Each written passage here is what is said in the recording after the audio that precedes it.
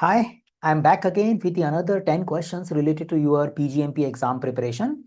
My goal here is to explore the questions and various alternatives. I try to create close alternatives so it becomes more controversial to choose the right option. Sometimes you may not agree with my choice. Perfectly okay. You don't have to think like me, but you start relating the question and the concepts which you read in your program management standard, and the question and that relationship you build with the program management standard should help you in improving your understanding for the program management standard and ultimately for the PGMP exam.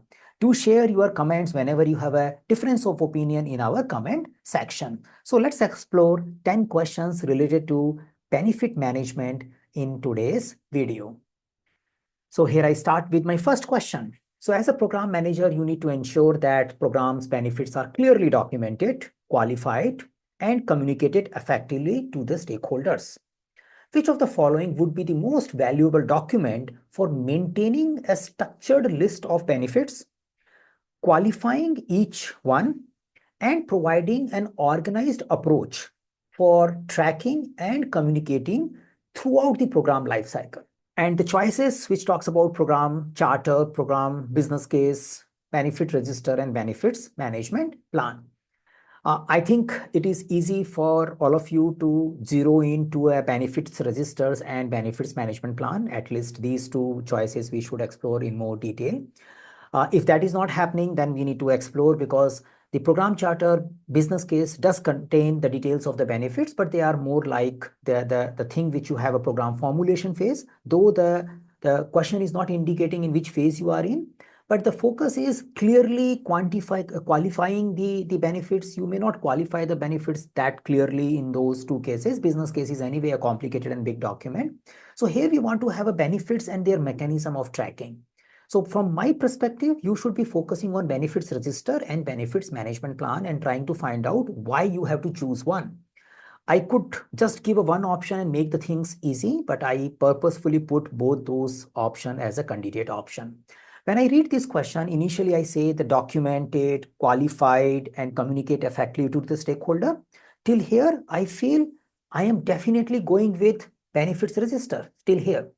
And then I get further, which of the following document for maintaining a structured list of benefits? Still, I'm thinking about benefit register, qualifying each one, yes, and providing an organized approach. Now here things goes different, because the benefit register does not contain approach. It does not contain approach for tracking and communicating. It contains the list of benefits, their identified matrices, there possibly a relationship with the components, their current value, and we keep updating it. But it won't explain the approach of tracking and communicating these benefits. It's used as a communication tool, but not as an approach tool. So that's the reason I go with option D, which is about benefits management plan. Do share your comment if you have a difference of opinion. That's good. We can discuss it in the comment section. Now I go with the second question.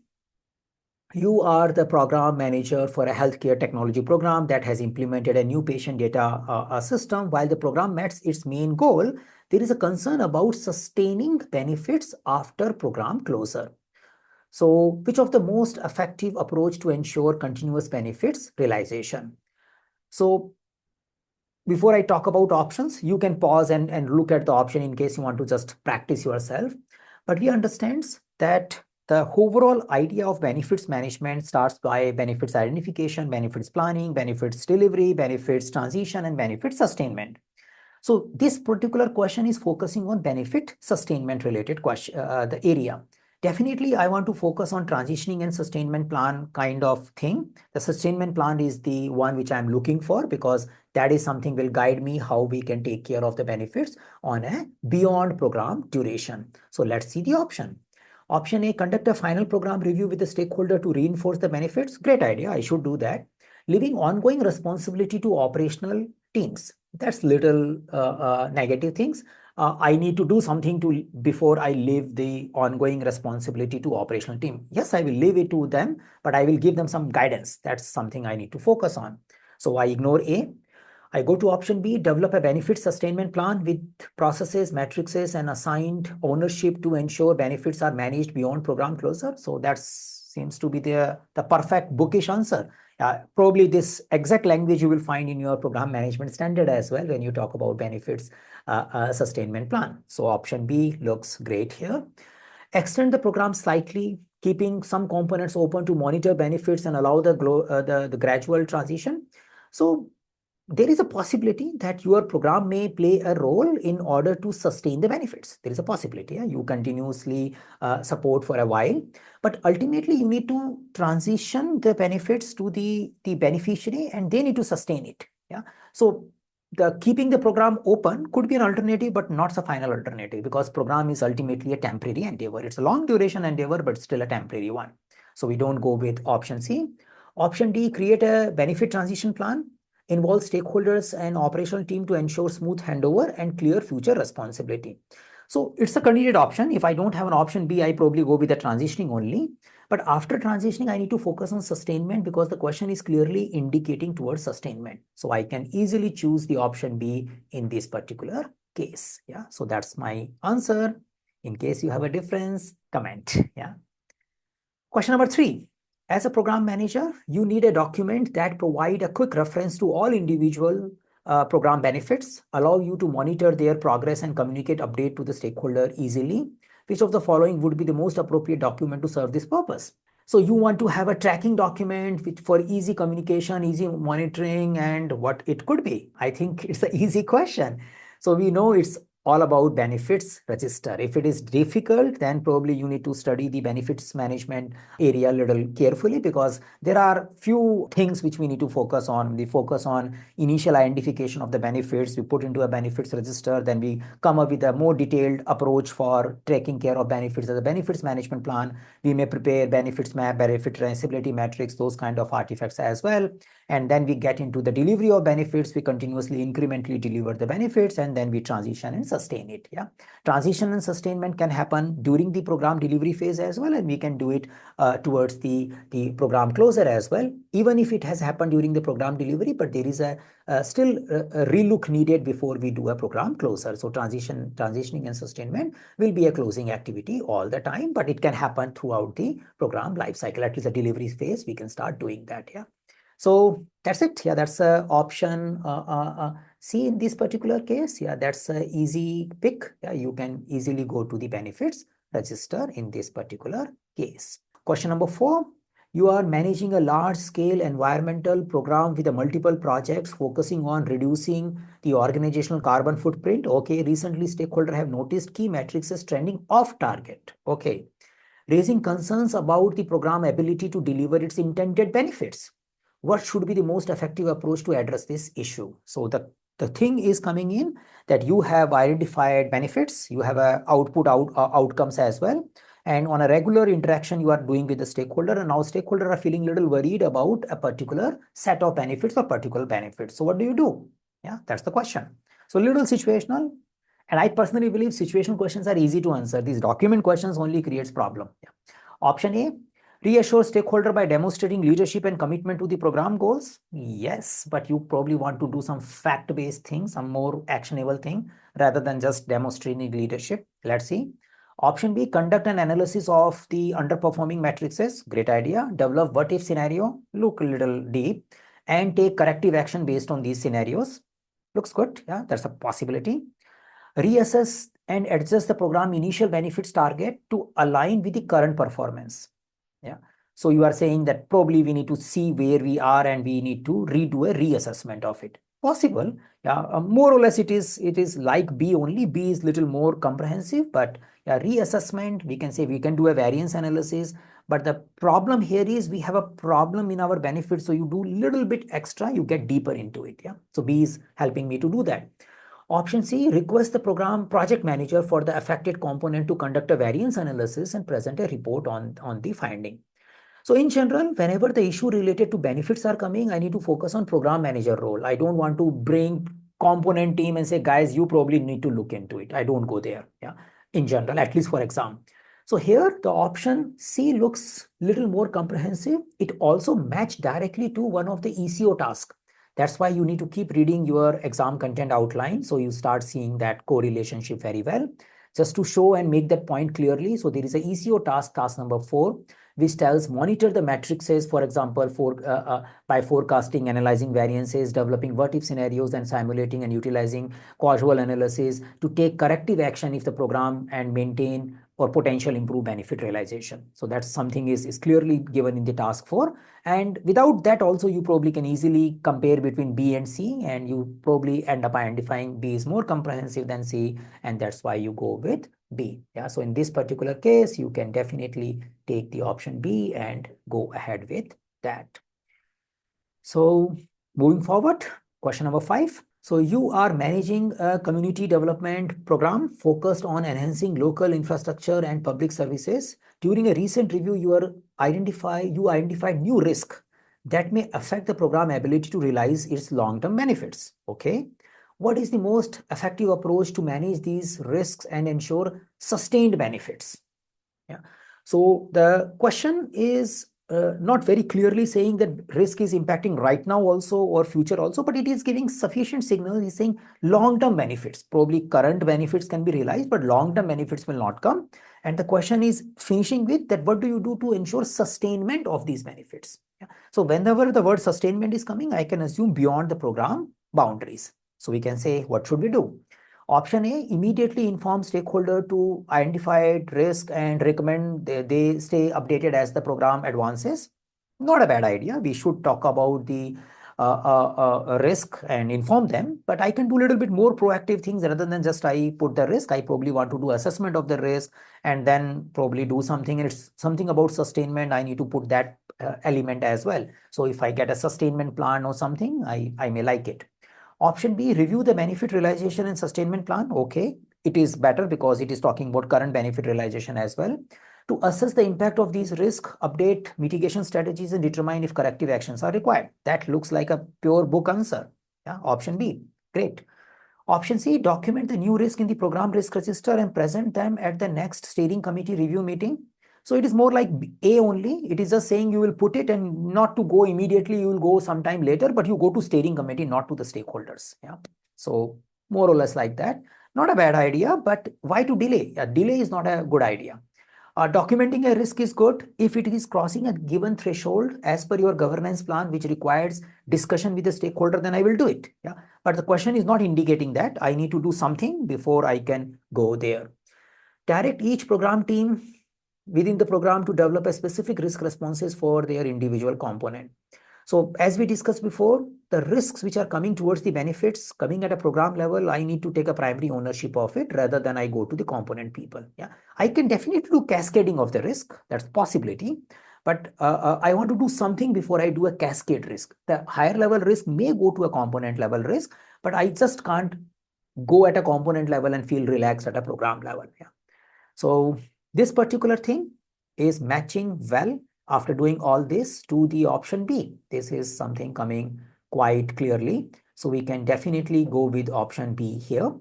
To me, this looks clear, but we can also see how this thing is very clearly aligned to our ECO task. Yeah, so that is also available here. So let me show you.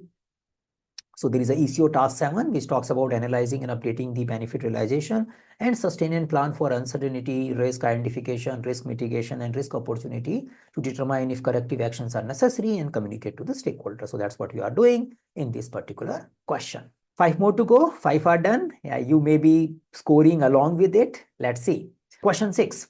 As a program manager, you are conducting a regular review of benefits register with your program team. Okay. During the review, you discover that one of the program benefit is causing an unintended negative impact on the sales department. Okay, so you have a beneficiary, but you have someone who is negatively getting impacted because of it. So it's a negatively impacted stakeholder, which was not intended in the initial planning. Okay, it's a new thing you discovered. What is the best action you should take? Yeah, so you have a negative beneficiary identified during the program delivery phase. What should you do? You have been looking into the benefits register. Option A, document the negative impact as a disbenefit in the benefits register and communicate it to the stakeholder via the communication plan. Looks okay. Yeah.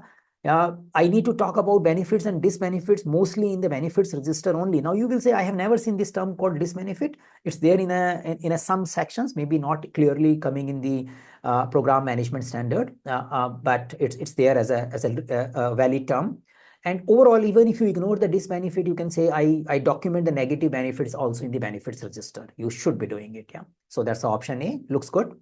Option B, immediately remove the benefits from the benefits register since it's no longer always a beneficial. Yeah. So you can say this benefit is not a benefit because it is giving some negative impact to someone. You need to have two records now. One beneficiary is finding this beneficial benefit. Somebody is getting negative impacted. That person will take it as a disbenefit. So there are two records now. Inform the program sponsor of the negative impact and suggest revisit the program strategic objective to address it. I can definitely inform, but I need to follow a communication management plan. I can just don't jump into it. Yeah. So option A is saying you can follow a communication management plan. That's a better thing. Add the negative impact to the risk register and monitor it closely. Yes, I probably can put into a risk register, but that's not the question. Question is basically focusing on you have something which is getting converted to a disbenefit. You have realized it. There could be a risk associated with that, but question is talking about a current situation. So that way it is easy to go with option A. Yeah, you can definitely document the negative impact as a negative benefit. You can call it disbenefit in the benefit register and communicate it to the stakeholder via the communication management plan. Now, this particular question indirectly mapped to your ECO. It talks about maintaining benefit register, recording the program progress to report the benefits to the stakeholder via the communication plan. So that's the thing. If you have followed our content, we do talk about these benefits when we were talking about benefits register. So that something is here. Question number 7. Which of the following set of items would be covered in the benefits management plan? So you can expect these kind of questions. Yeah.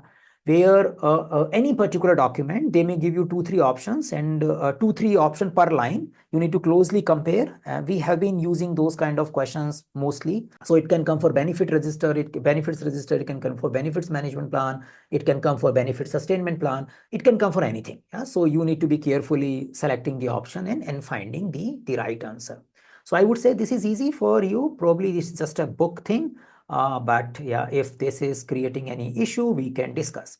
So define matrices. Yeah, you should have matrices in a benefits management plan. Yeah.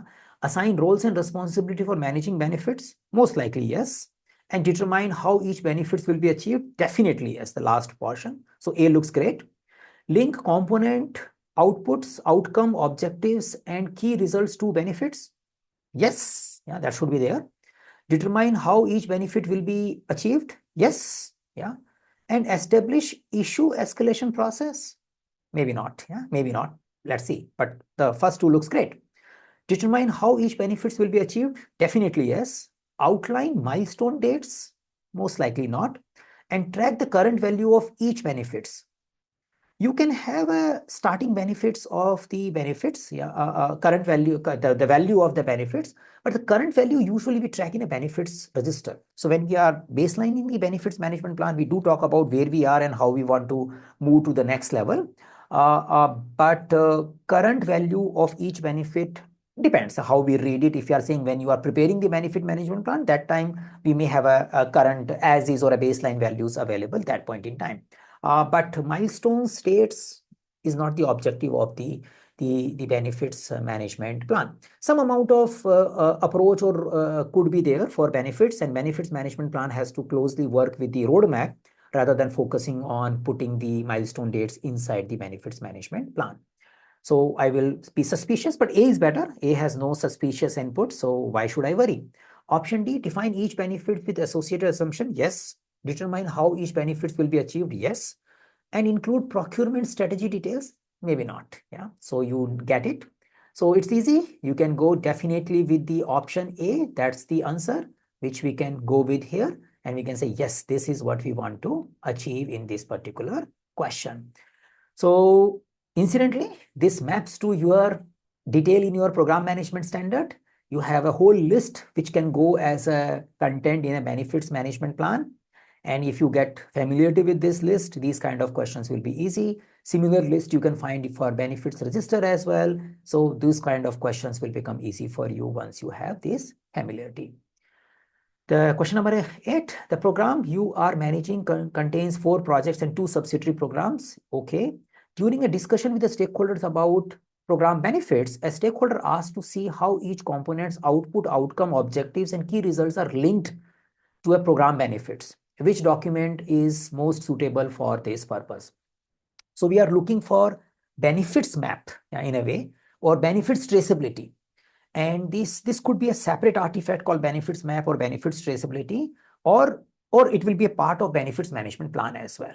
Yeah, so that is something you can look into the previous questions explanation also. What are the contents related to benefits management plan? We definitely want to have this particular mapping. Yeah. Now, program roadmap will have a relationship between component, but it's more about timelines. We can see how benefits over a period of time will get materialized and the relationship of various components to achieve those benefits. That kind of information can come from the program roadmap.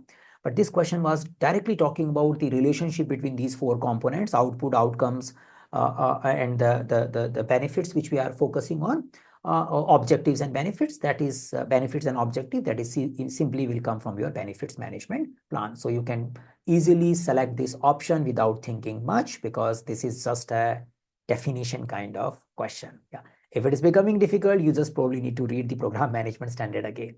So question number 9, you are managing a program with the key benefits of improving the conversion rate. Okay. You have a agreed upon set of matrices for tracking conversion rates improvements. Yeah, definitely it should be there in a benefits management plan. We agreed on the matrices, and that's there in a benefit register also. However, some stakeholders are raising concerns about the current method of measuring this matrix. Okay. Which they feel does not accurately reflect the program impact. So there is a problem. We have a benefit matrix which is agreed upon. Now somebody is saying this is not the right way to measure it. What do I do? What is the best course of action to address? Yeah, so I need to discuss it, I need to find out, and I need to keep the benefits management plan as a center of it, because that's the place where we talk about how are we going to measure the matrices. Yeah, because it's more focusing on the process of measuring those matrices. Let's see. Continue with the current measurement method as it was initially agreed upon and inform stakeholder that changes could disrupt the reporting consistency. Actually, that's the truth. Yeah, you have been measuring the conversion in a particular manner. It's been 6 months, and now if you change it, it will bring inconsistency. That's there. But what if it is wrong? Better to correct it now, because we are not just worried about the data. We are worried about the real benefits. Yeah. Measurement is ultimately just a measurement. The value you will get as accumulation of benefits is not just a measurement. It is something which will help your organization ability to achieve their mission and vision. So we can say, yeah, that's not a great idea. Option B, update the benefits register to include stakeholder concerns and continue using the agreed upon metrics without adjustment. So you can definitely want to do something about it. It is benefits register is not an issue log. Yeah. I can say that you can record in the statement itself has a little problem. So there is an issue which I can record in an issue log and then I continue it. But continuing is not an option. There is a problem at hand. We need to do something about it. Review the benefits management plan with the stakeholders to clarify measurement criteria and if necessary, collaborate to adjust the measurement approach. Yeah, great. First, I need to be agree that is it really wrong? Let's explore it and maybe involve appropriate people, appropriate experts. And if it is wrong, then follow some appropriate process, which is defined in a benefits management plan, because the benefits management plan should also tell how can we change the benefits management plan. So we'll follow that. Yes, looks great. Option D, revise the business case to reassess the initial program objective and adjust the conversion rate metrics accordingly. Too early to go there. There is a possibility of that kind of things, but it's too much assumption need to be added if you want to go to option D. So yes, I can go with option C without much of the trouble. We need to review the benefits management plan and with the stakeholder to assess measurement criteria and collaborate with them. Final question number 10. Yeah. So as a program manager, you are reviewing the benefits management plan and identified a risk that could impact long-term benefits. Okay. Yeah. So probably you will be reviewing the risk register also. Yeah. You were reviewing the benefits, I can say it. Okay. Benefits register also, I would say that you have been reviewing the benefits. There is a 30% probability that critical supplier may delay deliverables. Okay. So while reviewing the benefit management plan, I have discovered the risk on the benefits, and I'm saying that there is a 30% probability that critical supplier may delay the deliverable, which could lead to 40% chances of increased cost if alternative supplier are engaged. Okay. So if the situation A 30% probability will happen, then there is another situation B, which will be a chance of 40%. Okay.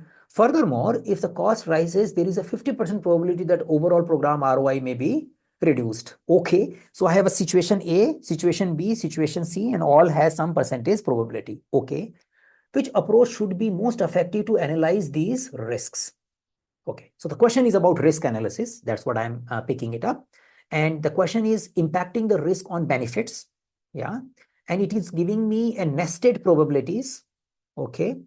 I need to do some quantitative risk analysis, yeah, because qualitative is not enough. That is something I'm getting, and we are into benefits area.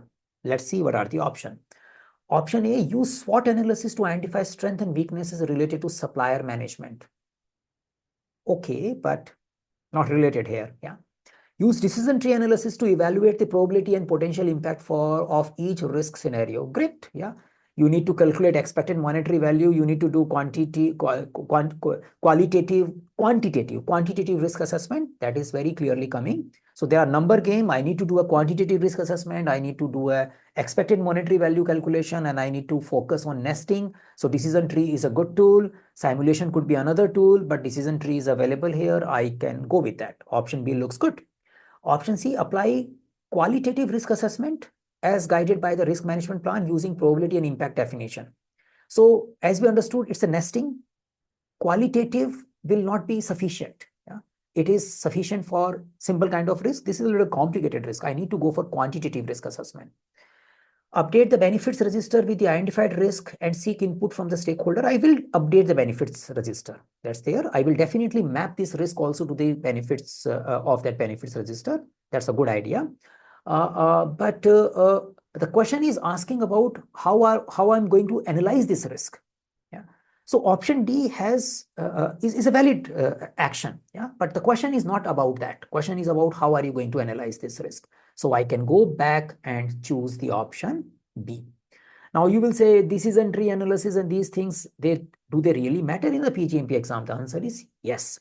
So you have a task 7 in your ECO, and below that particular task 7, you also see that there is a tool which is called decision tree analysis used, which is knowledge specific to the domain of your benefits management. So task 7 talks about analyze, update benefits realization sustainment plan based on uncertainty risk identified, and you can go for decision tree analysis if you need to go for a quantitative risk assessment, because qualitative is not enough. You are going for quantitative risk assessment.